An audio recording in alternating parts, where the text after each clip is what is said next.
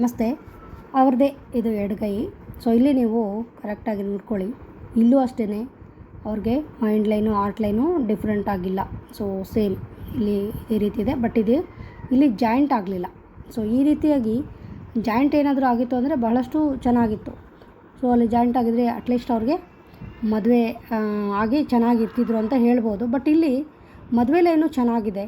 ಇಲ್ಲಿ ನಾವು ಕಿರುಬೆರಳು ಕೆಳಗಡೆ ಏನು ನೋಡ್ತೀವಲ್ವ, ಈ ರೀತಿಯಾದಾಗ ಮದುವೆ ಜೀವನ ಚೆನ್ನಾಗಿರುತ್ತೆ. ಬಟ್ ಇವರಲ್ಲಿ ಆಸಕ್ತಿ ಕಡಿಮೆ ಇರುತ್ತೆ. ಸೊ ಮದುವೆ ಮಾಡ್ಕೋಬೇಕು, ಸಂಸಾರ ಮಾಡಬೇಕು, ಆ ಥರದ್ದೆಲ್ಲ ಕಡಿಮೆ ಇರುತ್ತೆ. ಬಟ್ ಮದುವೆ ಅಂತೂ ಮಾಡ್ಕೊಳ್ತಾರೆ ಅಂತ ಹೇಳ್ತೀವಿ. ಇಲ್ಲಿ ಯಾವುದೇ ರೀತಿ ಜಾಯಿಂಟ್ಗಳು ಆಗಿಲ್ಲ ಅಂದರೂ ಕೂಡ ಅವ್ರಿಗೆ ಮದುವೆ ಆಗುತ್ತೆ ಅಂತ ಹೇಳ್ತೀವಿ. ಇಲ್ಲಿ ನೀವು ಎಡಗೈಲಿ ನೋಡ್ಬೋದು, ಇಲ್ಲಿ ಈ ರೀತಿಯಾಗಿ ಒಂದು ರೀತಿಯಾಗಿ ಸರ್ಪ ರೀತಿಯಾಗಿ ಬಂದಿದೆ. ಈ ಥರ ಇದ್ದಾಗ ದೇವಸ್ಥಾನಗಳ ನಿರ್ಮಾಣ ಮಾಡ್ತಾರೆ ಅಥವಾ ದೇವಸ್ಥಾನದಲ್ಲಿ ಇವರೇ ಕೂತ್ಕೋತಾರೆ ಅಂತಲೂ ಹೇಳ್ತೀವಿ. ಸೊ ದೇವಸ್ಥಾನದಲ್ಲಿ ಕೂತ್ಕೋತಾರೆ ಅಂದರೆ ದೇವರಾಗ್ತಾರೆ ಅಂತಲ್ಲ. ಸೊ ಗುರುವಿನ ರೀತಿಯಲ್ಲಿ ಇವರು ಪೂಜಿಸಲ್ಪಡ್ತಾರೆ ಅಂತ ಹೇಳ್ತೀವಿ.